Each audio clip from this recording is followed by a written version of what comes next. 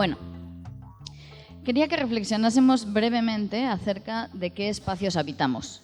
Yo aquí, de una forma un poco reduccionista, lo he dividido en dos categorías, que serían espacios físicos, como por ejemplo pueden ser los parques, los bancos de las calles, los descampados donde jugábamos al fútbol, las plazas donde de pronto nos juntamos y algunos hacen botellón y otros nada más pasean el perro, o los espacios digitales, donde pues estamos en redes sociales, viviendo a través del correo electrónico, la mensajería instantánea, WhatsApp y demás. Y me gustaría que reflexionásemos un poco sobre estos espacios, así en conjunto, igual de una forma no demasiado horizontal, porque solo estoy hablando yo y solo yo tengo el micro, pero sí que participéis un poco en esta parte. Me gustaría saber quiénes de los que están aquí piensan que pasan más tiempo en el espacio físico que en el digital. Manos arriba. Ok, prácticamente todos pensáis que pasáis más tiempo en el espacio físico que el digital. Me encanta. Os voy a dar un par de datos que igual os hacen replantearos esa idea. ¿Sabíais que en promedio las personas tocan sus móviles 2.617 veces al día? ¿Sabíais que niños y adolescentes de 8 a 18 años pasan de media 7 horas al día delante de una pantalla? Muchas veces prácticas muy habituales como mirar la hora, mando un mensaje y lo guardo, no las estamos contabilizando como tiempo que estamos delante de una pantalla, pero estamos habitando mucho más, cada vez más, espacios digitales, mucho más que los físicos. Ahora hablaré de por qué es importante esto. Antes de eso, me gustaría también otra vez preguntaros si pensáis que los espacios físicos son materiales. ¿Sí? ¿Quién piensa que es material un espacio físico? Manos arriba. Ok. ¿Y quién piensa que los espacios digitales son materiales? Ok, como 5 personas, 6. Ok. Y por último, otra pregunta, y ya os dejo en paz, lo juro, durante un rato. ¿Quiénes piensan que los espacios físicos suelen ser públicos? O sea, los espacios, pues los parques, las plazas. Poquita gente, ok. ¿Y quién piensa que los espacios digitales son espacios públicos? Otros poquitos, ok. Está bien. Si tenemos en cuenta que lo que sucede en los espacios públicos es algo que genera ciudadanía, que genera las formas de interacción con el espacio y de vinculación con un territorio, es donde de alguna forma nos conectamos, hablamos, tomamos decisiones. ¿Qué pasa cuando ese espacio pasa de ser la plaza a ser la red social?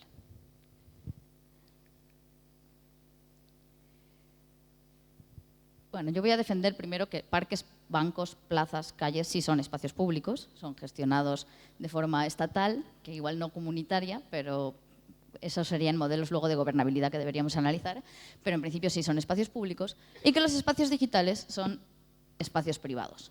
Normalmente, cuando estudiamos las redes y todos los estudios sobre comunicación y medios, nos damos cuenta de que en casi todos hacen grandes alusiones a espacios maravillosos, públicos, donde la red nos permite expresarnos todos en horizontalidad, dar una voz pública, habitar un espacio público digital donde todos somos escuchados, donde permite la democracia total y absoluta que otros espacios no nos permiten. Y es increíble cuántos artículos tienes que leer para encontrarte uno que no defienda algo así. Es decir, todos estamos dando por hecho que los espacios digitales son espacios públicos. Aquí no, me sorprendió. No sé si es que ya os habéis cansado de levantar manos, pero está bien. Pero no se tiene en cuenta quién lo gestiona. Se entiende como, ok, es un espacio público porque lo que yo pongo ahí lo ve todo el mundo. Que no es lo mismo que de quién depende la gestión. Un espacio público pertenece a todos los miembros de una comunidad y la propiedad privada deja de regir en ese espacio. Entonces, la libertad tiene un carácter colectivo. En un espacio privado, por el contrario, el espacio puede ser cerrado o administrado según a los intereses de sus dueños. ¿Os suena el señor de la foto? Pues ese es un dueño de un espacio digital, que es uno de los que más habitamos, y que es un espacio privado donde es él y su grupo de gente quien toma las decisiones sobre lo que sucede ahí, cómo se dan nuestras interacciones, a quién pertenece esa información, a quién se la venden, etc.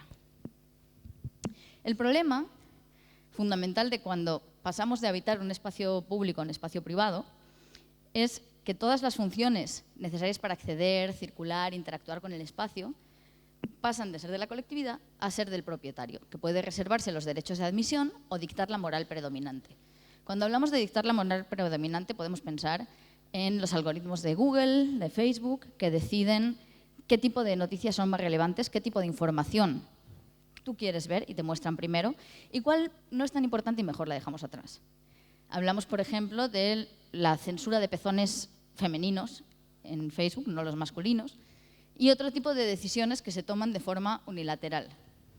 Hablamos de cómo se cuestionan a través también de dejarlas relegadas de ciertas opiniones políticas para mostrar otras o priorizar otras a través de los mismos algoritmos. Y cuestiones tan polémicas como cuando Google decidió eliminar Palestina de Google Maps. No sé si recordáis aquello, pero las redes, cuando son privadas, están gestionando todo lo que sucede en ellas. Eso es una privatización de la gestión del conocimiento. Lo que se pierde cuando pasamos de habitar espacios públicos a espacios privados es la capacidad libre de construcción social. Ya no podemos construirnos socialmente organizados entre nosotros. Nos están construyendo a través de las formas en que determinan que funcionan nuestras relaciones. Si pensamos en cuáles son los intereses que hay detrás, cuáles son los intereses de que un espacio sea público o qué queremos los que gestionaríamos un espacio público, pues pueden ser muy variados, pero la cuestión es que entre todos igual decidimos ponernos de acuerdo y son nuestros intereses, los intereses de la ciudadanía. ¿Cuáles son los intereses de lo privado?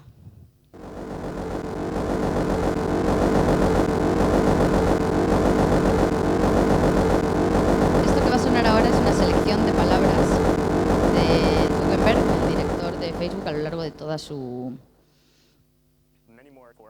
100,000 for 100 or 200 to grow it, and therefore it wouldn't grow thousands. I mean, Lo que se there doesn't hizo necessarily have to be fue more. estudiar cuáles son las palabras que más dice, y dice dos, que podéis estar More leyendo than en recortes 40%, durante more than a el resto de third la of a few conferencia hasta thousand el more punto schools, determinado. more of a horizontal, that it's more like more, More, works y really grow. well at growing. Millions Más is more, y there's crecer. more efficient, Más, and más, I mean, there's más, more, más. almost 800,000 more. ¿Cuál es el problema cuando los intereses de las entidades privadas que manejan los espacios digitales son nada más tener más producción, más dinero, más tweets, más gente conectada, más gente dentro de sus redes? Pues el problema es que tenemos que considerar la materialidad. Este es un gran problema. La inmaterialidad de la comunicación ha sido durante mucho tiempo un supuesto ontológico para la teoría general de los campos de la comunicación, la retórica y los estudios de los medios.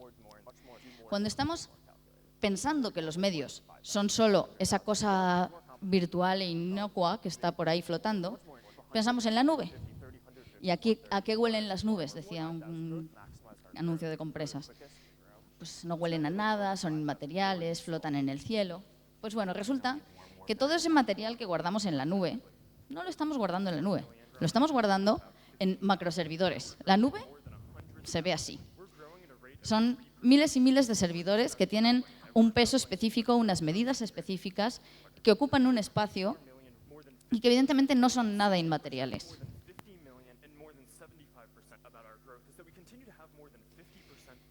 Actualmente, Internet, esa cosa inmaterial y maravillosa que flota en el aire, consume el 10% de la energía mundial. De ese 10% que consume Internet, un 3%, o sea, todo el 3% corresponde a los servidores de Google, Amazon y las grandes compañías. Eso es una barbaridad, pero además el crecimiento está siendo de un 7% con respecto al año anterior y se espera que sea el 20% del total de la producción mundial en el 2030, según estudios de la Universidad de Stanford y de la Universidad de Northwestern. Si además vamos un poco más y pensamos un poco más allá de nada más el consumo energético y lo medimos en algo que también ahora está llamando más la atención, que es las emisiones de CO2 al año, un reporte de la consultora TwoSide, difundido por International WordPress Group, la actividad vinculada solo con los correos electrónicos, es decir, los correos electrónicos que mandamos todos, producen 890 millones, perdón, equivale al carbono que producen 890 millones de coches. Se envían casi 2,4 millones de correos electrónicos cada segundo. 74 billones de correos por año. Suponiendo que todos los correos electrónicos fueran de los más ligeritos y emitieran la huella más baja, que sería de 0,3 gramos de CO2 cada uno, el total de CO2 generado en el mundo por los correos electrónicos es de 22 millones de toneladas métricas de CO2 por año. ¿Qué quiere decir esto? Los mismos gases invernadero producidos por 5 millones de automóviles. De hecho, nada más todos estos correos que se mandan en un año equivale al CO2 emitido por 890 millones de coches, incluida la fabricación de los mismos, la que se consume en la fabricación de los mismos. Es decir, esta inmaterialidad no nos permite ver toda la materialidad que hay detrás. Un tuit genera 0,02 gramos, es muy poquito. Pero eso quiere decir que con 500 millones de tweets que se envían al día, se genera un total de 10 toneladas métricas de CO2 por día. Facebook generó en 2017 casi 1 millón de toneladas métricas de dióxido de carbono. Entrenar un sistema de inteligencia artificial, que básicamente la inteligencia artificial es lo que ahora está detrás de que sepamos cómo llegar al trabajo con Google Maps o con Waze, de que podamos tener a Siri diciéndonos chistes cuando le preguntamos, es de 300.000 kilos de dióxido de carbono, lo que equivale a casi 5 veces las emisiones de un coche promedio de por vida, en toda su vida útil.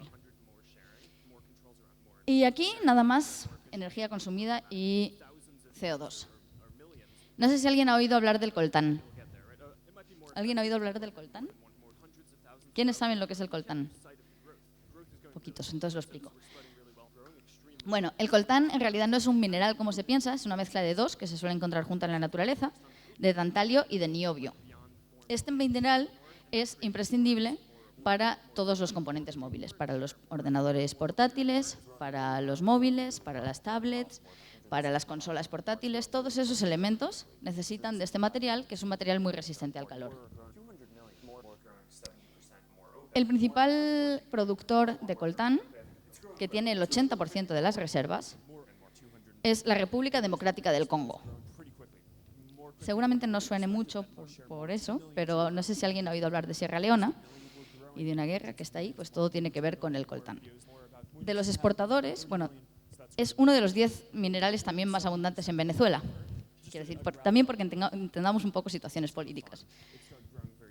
Esto, además, el mayor exportador es, evidentemente, este país, pero hay un segundo exportador, que es Ruanda, que tiene 0 en su suelo de este material.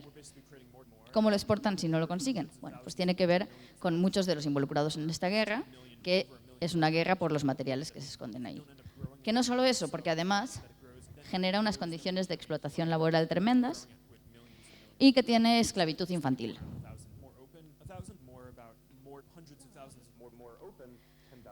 La producción de coltán anual es de 1.800 toneladas. Y ni siquiera está dando para poder alimentar todas las compras que tenemos de móviles, ordenadores, consolas, que, por ejemplo, solo de móviles han sido 1.600 millones de unidades en todo el mundo en un año. Estamos como locos. Pero además hay un dato que me gustaría también que se tuviera en cuenta, que es que 1 kilo de coltán extraído en la República Democrática del Congo equivale a 2 niños muertos, de los niños que están esclavos extrayéndolos. Es decir, esto es materialidad.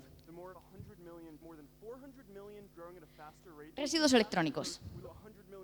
Se producen 50.000 millones de toneladas en 2018. ¿Pero por qué no los vemos? ¿Por qué no estamos todos en un mundo posapocalíptico como el de Wall-E, rodeados de basura electrónica? Porque casi todos los residuos electrónicos se producen en Estados Unidos y en Europa, pero se procesan en China, África y Sudamérica. Estos residuos electrónicos tienen un impacto ambiental gravísimo porque son altamente contaminantes y también para la salud de las personas que lo procesan, que en la mayoría de los casos trabajan sin ningún tipo de protección necesaria. Y se espera un crecimiento enorme de la producción de residuos electrónicos. Ahora mismo se han producido 12% más que en 2016, de 2016 a 2018, y un informe de la ONU se espera que sean 120 millones de toneladas en 2050. Lo más curioso es que dentro de este mundo capitalista, donde lo que importa es el capital, estos residuos tienen un valor, porque están llenos de componentes muy valiosos como el coltán, oro y distintos elementos. De hecho, el valor estimado de lo que podía ser recuperable en los desechos electrónicos del año pasado era de 55 millones de dólares, más que el Producto Interior Bruto de la mayoría de los países. Y aún así no se está recuperando. Pero además, los servidores producen otra cosa, que es calor. Los servidores producen muchísimo calor. No he sido capaz de encontrar ni un solo estudio que hable de cuánto calor se está emitiendo globalmente solo por los servidores, pero sí es un hecho que se gasta muchísima energía en poder mantenerlos refrigerados.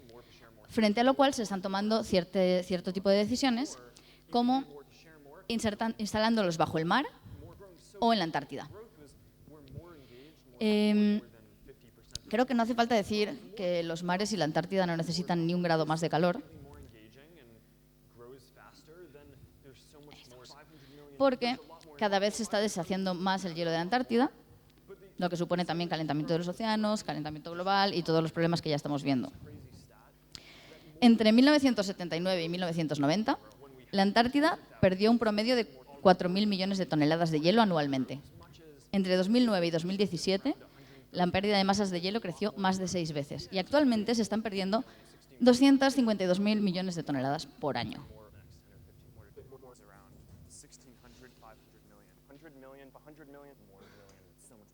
Maybe 30,000, 150,000 grow a lot more, growing, and then 300 million, probably 300 million was like, for just maybe 10 or 20 more orders of magnitude more powerful than more interesting, is so much more rich.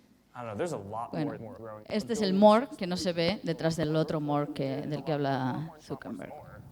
Entonces, yo os diría que obviar la materialidad de los medios digitales es un crimen por omisión. Es un crimen por omisión que está excluyendo todas las cuestiones ambientales y todas las cuestiones de los flujos mundiales de materias primas, energía y trabajadores. Eso es un problema enorme de primer nivel de materialidad. Pero hay más. Más allá de la mano de obra esclava en la explotación de recursos como el coltán y todo esto que sucede muy lejos de nosotros, muchas veces en el tercer mundo y que igual pues, nos importa pero poco, está todo lo que está sucediendo también en las partes del primer mundo, cómo el trabajo está modificándose tremendamente a través de los sistemas digitales. ¿Quiénes de aquí trabajan, han trabajado o, bueno, solo trabajan o han trabajado para un entorno tecnológico digital? Ok, 4 personas. Hay un fenómeno que se llama uberización, que es esto que hacen las plataformas de servicios, como Uber, donde te dicen o le dicen a sus trabajadores que son socios. Como son socios, no tienen derechos laborales. Pero, curiosamente, para ser socios, no forman parte del reparto de beneficios de la empresa. Esto tiene un gran problema, porque más allá de más allá de la problemática que pueden generar estos servicios a nivel, como hemos visto, de Airbnb, generando gentrificación en grandes ciudades, como sucede en el caso de Barcelona, generan otro tipo de relaciones laborales. En primer lugar, se da una gran precarización. Actualmente, 700 millones de personas viven en situación de pobreza extrema o moderada, pese a tener un empleo. Generan también que haya una ausencia de derechos. Como son proveedores de servicio, como decía, pues solo tienen obligaciones, no tienen derechos laborales. Pero además se genera el individualismo. Es un trabajo descentralizado que haces desde tu casa, desde tu coche, desde tu bici, y donde nunca te juntas con otros trabajadores, donde nunca sabes quiénes son los otros, ni tienes formas de contactar con ellos a través de la app. Y pues la condición del trabajador se individualiza y se despolitiza. No hay sindicatos. Y además se da un caso que se está dando a todos los niveles de gamificación. ¿Quiénes han oído hablar de la gamificación? Mitad, mitad. Bueno, la gamificación es introducir dinámicas de juego en cosas que no lo son, lo cual suena muy bonito y divertido, pero es una trampa. Porque la gamificación viene de estudios de marketing que piensan cómo fidelizar clientes, cómo moderar conductas y demás. ¿A qué es lo que nos lleva la gamificación? O más bien, ¿de dónde bebe? ¿Cuál es la teoría psicológica de la que bebe la gamificación? El conductismo. Estímulos, refuerzos positivos y negativos que lo que hacen es modificar las determinadas conductas. En el caso de estas formas de trabajo, te dan incentivos si llegas antes, te dan penalizaciones si no trabajas un determinado número de horas y te va generando situaciones de estrés, ansiedad o de pronto de satisfacción enorme y maravillosa porque conseguiste llegar a tu objetivo del día y te dieron una estrellita que aparece flotando en el aire. Esto es uno de los grandes problemas que tenemos que enfrentar en esta época, cómo las nuevas políticas laborales permiten, integran o dejan que esto pase. Creo que justo hoy salió una noticia de que había sido despedido un conductor de Cabify con 60 años porque se estaba negando a hacer 60 horas semanales y le habían echado. O sea, le habían bloqueado de la plataforma de la que era socio. Pero es que además, y ahora es cuando creo que os vais a replantear esto de quién trabaja para una empresa tecnológica. Todos estamos trabajando. Las empresas tecnológicas se nutren de muchísimo trabajo gratuito. Facebook es gratis, ¿verdad? Twitter es gratis, WhatsApp es gratis, tenéis un montón de servicios gratuitos. Pues hay una frase maravillosa, que debería repetirse más, que es que cuando el producto es gratis es que tú eres el producto. Por ejemplo, cuando una discoteca dice las chicas beben gratis los jueves, ¿qué te están anunciando? Chicas borrachas. Te están convirtiendo en el producto. Lo mismo sucede con estas tecnologías. Estamos dotando de contenido a plataformas que si no solo serían un cascarón vacío y lo estamos haciendo a coste cero y hasta felices. Además, estamos entrenando sistemas de inteligencia artificial. No sé si alguien participó en el reto de los 10 años. Esta era yo hace 10 años y esta soy yo ahora, con el hashtag. Eso sirve para que los sistemas y algoritmos puedan determinar cuántas variaciones hay dentro de tu rostro y puedan reconocerte en cualquier caso por un sistema de reconocimiento facial. Y esa es solo una de las formas en las que estamos entrenándolos. Y además somos parte de la vigilancia. Etiqueta a tus amigos. Dinos quiénes son tus familiares. Responde preguntas. Juega con tus amigos. Invítalos. Formamos parte de su red de vigilancia. Y ahí vamos a otro de los elementos muy importantes, que es el control. Hay un caso que no sé si conocéis, el de Malte Spritz, que fue uno de los primeros en darse cuenta de cómo nos controlan los móviles. Vamos a ver un vídeo ahora, donde vamos a ver esta historia. Malte Spritz decidió pedirle a su compañía de teléfonos en Alemania que le diera los datos que guardaban de él. La compañía se negó, fue a la corte y lo que hizo fue pedir que esos datos tenía que tener el acceso y evidentemente la Corte de Justicia le dio la razón y le entregaron esos datos. Lo que le entregaron fue un montón de números que no tenían ningún sentido para él, una información indescifrable, pero le pidió a unos amigos que sí sabían de eso que le hicieran una visualización. Cuando pudo ver estos datos, obtuvo este resultado, que es un vídeo de 2 días de actividad de esta persona.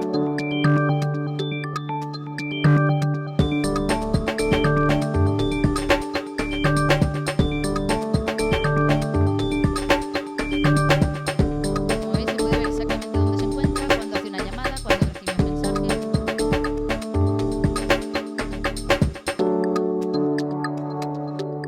El tiempo que duran las llamadas que hace, a quién se las hace, cuánto tiempo está parado.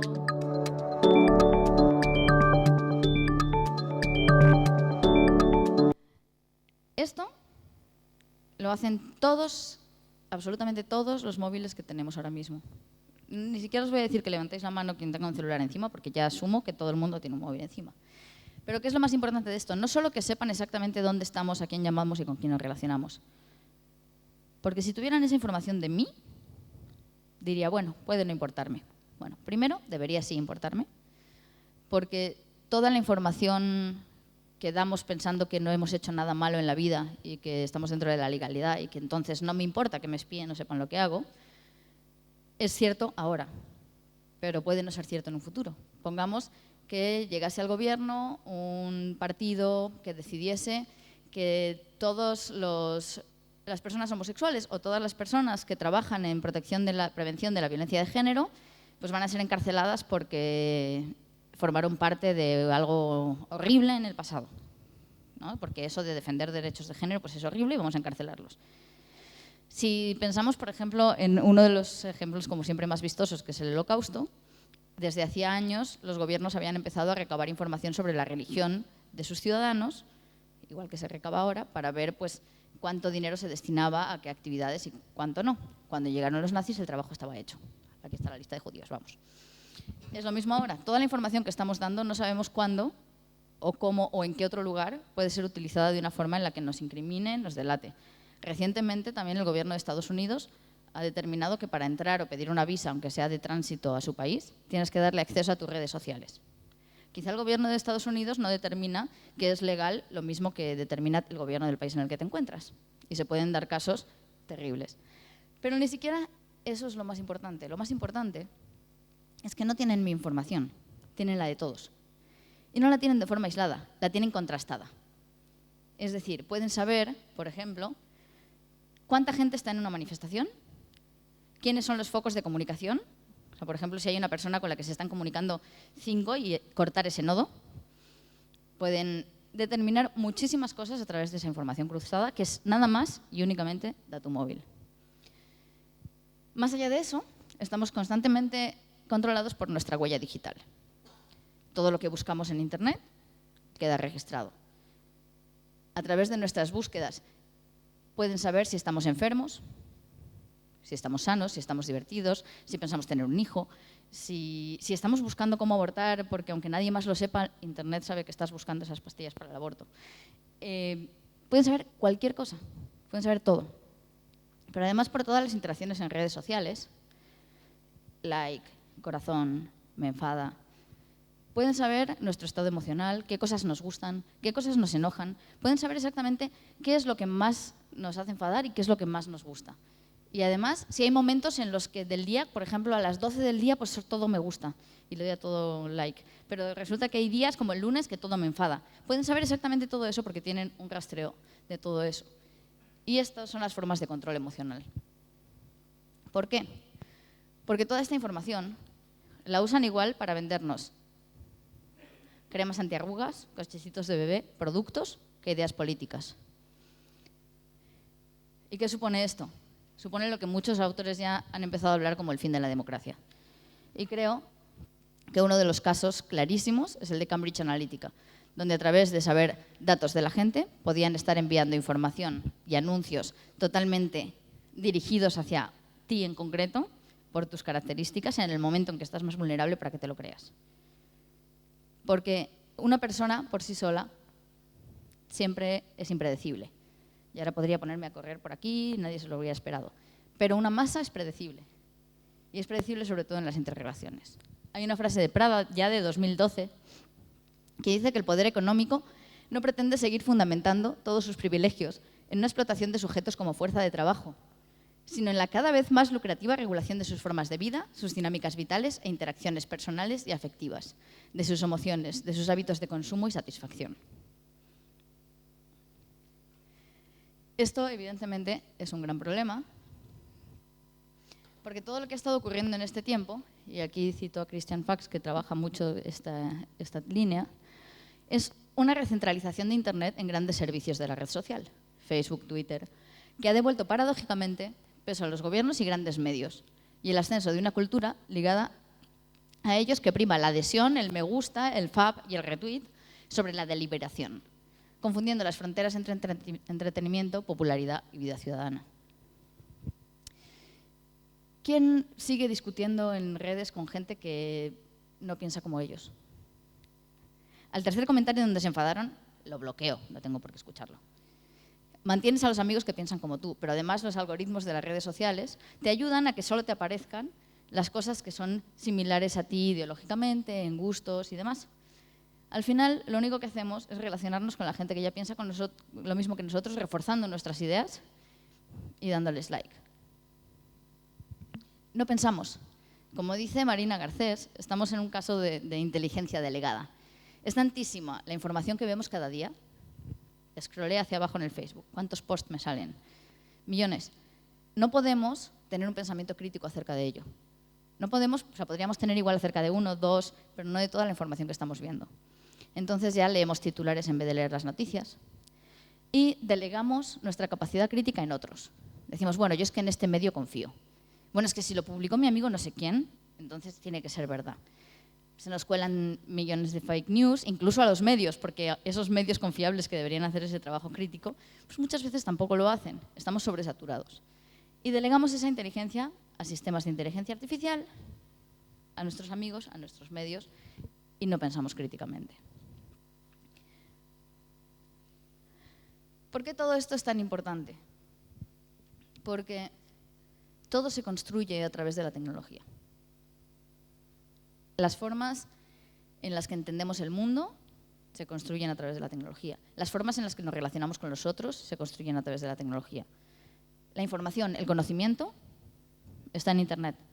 Y si es una gran corporación la que decide cuál es el conocimiento que tenemos, está construyendo la realidad y todas nuestras relaciones. Entonces, ¿cuál es el problema? No, ¿cuál es la solución? ¿Qué hacemos frente a esto que parece total y absolutamente apocalíptico?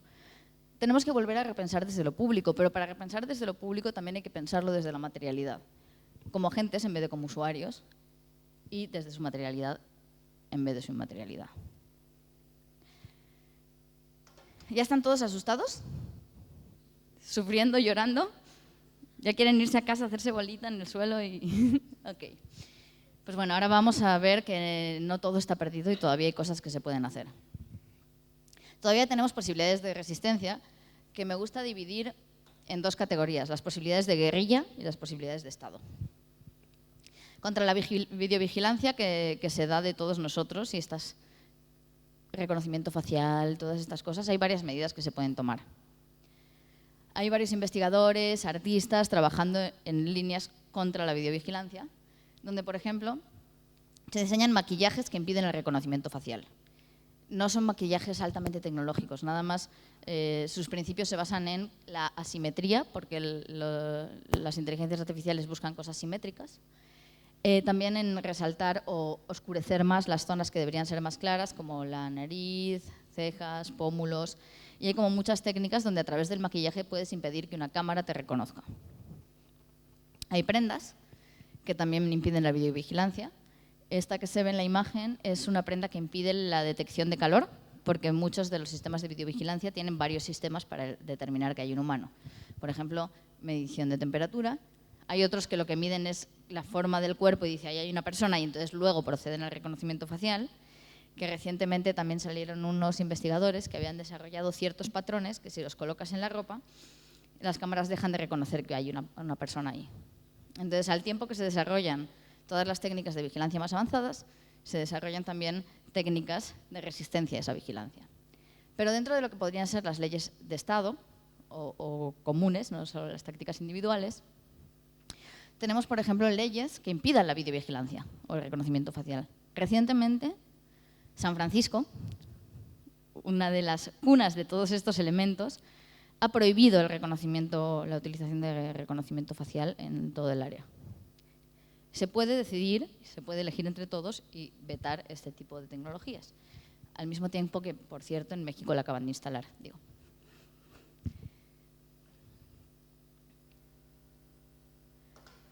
Contra la precariedad laboral. Contra la precariedad laboral podemos hacer muchas estrategias. Yo aquí no pretendo dar un solucionario, solo pienso en cosas que a mí se me han ocurrido o que ya están pasando, pero evidentemente hay 10.000 millones de soluciones diferentes y más bien los invito a pensarlas conmigo. Contra la precariedad laboral, los sindicatos. Generar sindicatos de trabajadores de apps, como por ejemplo ya existe uno en Argentina, donde lo que hace es unir a las personas que trabajan dentro de este tipo de normas y ponerlas en contacto para poder hacer una resistencia política y exigir derechos laborales. Cooperativas. Se pueden generar cooperativas que tengan unas tecnologías similares, pero que trabajen de una forma pues, mucho más sana, que compitan con las plataformas capitalistas. Esto, por ejemplo, cuando fue la última huelga en Madrid de los repartidores de Deliveroo, Uber Eats y demás, repartidores de comida, una de las conclusiones a las que llegaron era: vamos a hacer nuestra propia app, vamos a dejar todos de trabajar para estas, por lo tanto, en un momento pierden sus empleados, aunque luego vayan a recuperarlos enseguida, y vamos a fomentar nuestra propia app, vamos a competirle a esto. O, dentro de las propuestas de Estado, pues se podría ver por qué triunfan estas formas de trabajo, cómo se pueden generar formas de trabajo tomando las cosas que son positivas de estas nuevas tecnologías, pero eliminando todas las que son negativas y, de alguna forma, proporcionando los derechos laborales básicos que estén garantizados dentro de estas cuestiones laborales. Ecológicos. Pues igual de guerrilla, nosotros mismos como personas individuales podemos alargar al máximo la vida de nuestros dispositivos. Seguramente muchos aquí os parezca la mejor idea que tu compañía, cuando pasa un año, te regale un móvil nuevo de última generación. Pero eso está generando una cantidad de desechos increíbles que, pues, como ya hemos visto antes, generan muchísimas más cosas que no solo residuos, sino trabajo infantil forzado y demás. El generar también nuestros propios dispositivos. Dentro de lo que se tira, casi todos los componentes son perfectamente válidos y a veces parece muy difícil un mundo ponernos a montar una pieza, pero muchas veces no es tan difícil generar con esos residuos nuestras propias tecnologías, que además pueden adaptarse mucho más a nosotros, porque las que generemos nosotros están hechas pensando en lo que nosotros necesitamos, mientras las que nos venden están hechas pensando en lo que se vende y en lo que va a generar más rédito económico. Y a nivel también como estatal, podríamos regular el espacio digital como se regulan los espacios físicos. Si pensamos que los espacios digitales también son espacios materiales, pensemos en cómo se pueden aplicar reglas de uso de suelo, infraestructuras, la gestión de los residuos, de una forma que no solo esté determinada por los intereses comerciales y de ver a dónde lo llevamos ahora, sino que evidentemente haya una regulación que tenga en cuenta todos los elementos vistos antes, todos los factores ecológicos, pero también laborales, etc. Y recuperar la democracia. ¿Cómo podemos hacer esto cuando básicamente por todos lados nos están bombardeando y haciendo que pensemos como pensamos? Bueno, igual de guerrilla, podemos utilizar buscadores que no registran nuestra actividad. Por ejemplo, DuckDuckGo es un buscador que no está registrando lo que buscamos. Podemos utilizar aleatorizadores de reacciones. Hay por ahí alguien que te hace un plugin que se lo pones a tu navegador y cuando tú le vas a dar like a Facebook o en corazón o lo que sea, lo aleatoriza y te va soltando cada uno una vez para que no sean capaces de determinar estados de ánimo. O directamente, no utilizar reacciones. Si utilizas comentarios en lugar de reacciones, haces que sea mucho más difícil rastrear también como todos esos pasos. O, lo que sería igual más obvio, pero sé que duele, cerrar nuestra cuenta de Facebook. O incluso usar Tor, donde vamos a la Deep Web ya anónimos no rastreables, aunque sé que eso ya es un paso como mucho más complicado. Y igual, de gobierno ya se han dado varias regulaciones. Se han dado regulaciones que obligan a declarar quiénes, con cuánto dinero, dónde están financiando anuncios en redes sociales, porque uno de los problemas, por ejemplo, era que el presupuesto de propaganda de un partido político en campaña electoral está limitado, pero como eso era total y absolutamente una caja negra, pues por ahí es por donde se estaban incumpliendo las leyes. Hay una chica que hablaba en una TED Talk, a ver si la encuentro, así, Carol Calward, que estuvo hablando delante justo de estos grandes magnates de Facebook, Twitter y demás, y les acusó de criminales, porque no basta con decir, ahora sí lo vamos a pedir que lo indique, o sea, ahora sí vamos a publicar esto, sino que están encubriendo delitos que se cometieron con Cambridge Analytica y con el Brexit, donde también hubo muchísima información y publicidad metida por parte de intereses políticos concretos. Igual, no permitir a los partidos que sepan los perfiles ideológicos de los ciudadanos, que es una norma que recién se ha aprobado, no gracias a la política, sino a la justicia. Y, en general, tener políticas de datos abiertos, donde los datos que generan los ciudadanos son de los ciudadanos, utilizarlos para prevención de catástrofes, para mejora del servicio público, para un montón de cosas, para que los datos son utilísimos y se está demostrando que lo son, pero en beneficio de todos en vez de unos pocos. Y por último, pues un Internet soberano que no esté regulado por intereses comerciales, sino que al igual que las carreteras, que se puede dar luego concesiones a privadas para que las gestionen, sea algo regulado por el Estado, pero que no sea quien tiene todo el control, porque ahí es un equilibrio muy complicado, porque ese sería, por ejemplo, el caso de China o lo que quiere hacer Rusia. Entonces, ahí está complicado porque más bien tendría que ser un gestor que nos permita que sea lo más horizontal, transparente posible. Por eso también hay muchas iniciativas de gobierno abierto y de soberanía del Internet que tratan de establecer cuáles deberían ser los principios de estas formas de hacerlo todo público, pero no solo estatal, ¿no? Y bueno, creo que todo esto es posible y creo que está pasando si revertimos también la mirada hacia la materialidad de los espacios digitales y si pensamos cómo podemos estar operando a través de este materialismo digital